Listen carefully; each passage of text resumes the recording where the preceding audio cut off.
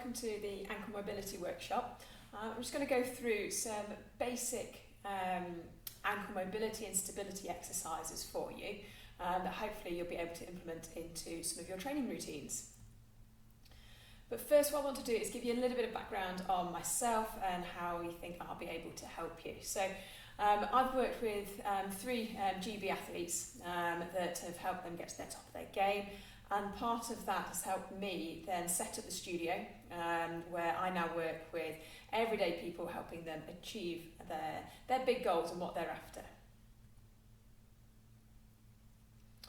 From a work experience point of view, I've got a number of qualifications that I've worked and completed, ranging from my degree in sports development and coaching, my personal training and sports massage diplomas, as well as a running technique coach and a world obstacle course certification as well. So I can use all of those background experience to build and develop really good progressive training programs.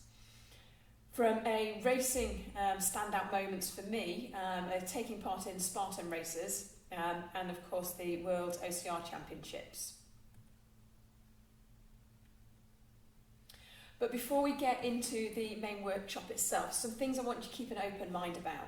So it might be that you already know a load of this information, but have you actually put it into practice yet? Make sure you do all of the steps that I list out, because that way you will really see the improvement in your training. And have you got any barriers at the moment? So what else is stopping you? That there might be no time, that you know it, or you've just simply been putting it off. So these are all things that we need to think about when it comes to improving your ankle mobility.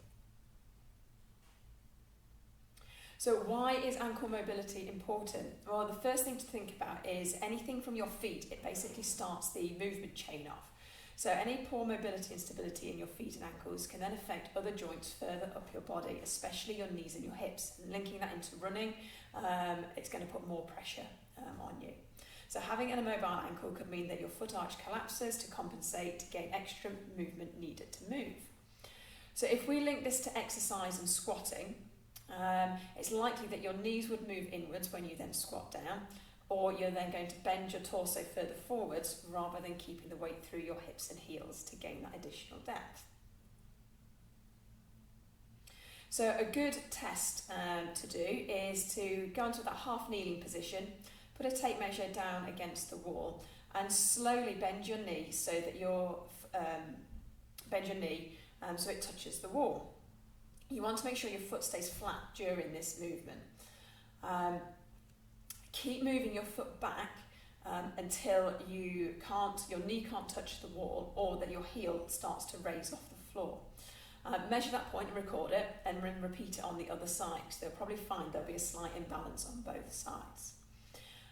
Once you've then recorded that score, this is what we'll then do to then improve it.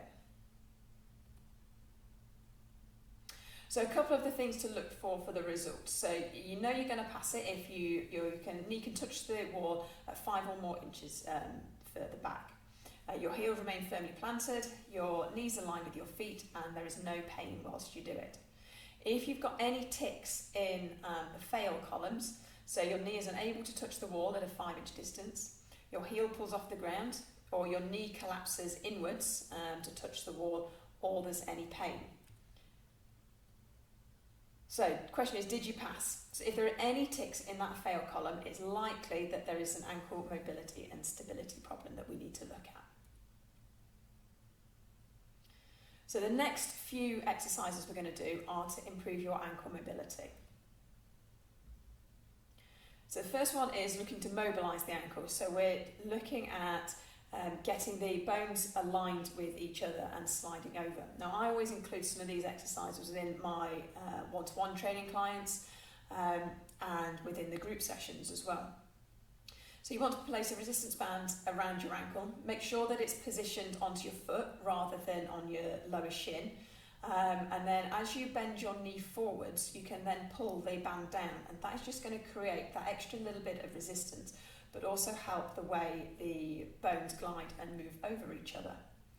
We want to make sure we're reducing any pain and there's no pinching feeling within the joint.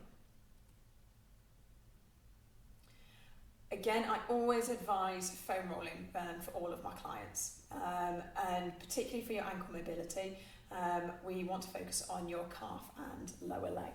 So when you're foam rolling, again, remember you never roll over joints. So we're looking at, for this one, when it's your calf, we're looking at that lower calf, which is your soleus, and you'll be turning your leg side to side as you do the rolling. And any area that feels a little bit tighter, then you can spend more time rolling that. The final thing to think about when we're looking at mobility is a good stretching routine. So the heel drop off a step is always a classic one to lengthen your calf and increase the range of movement within your ankle. The other one, as we mentioned, squatting becomes really important.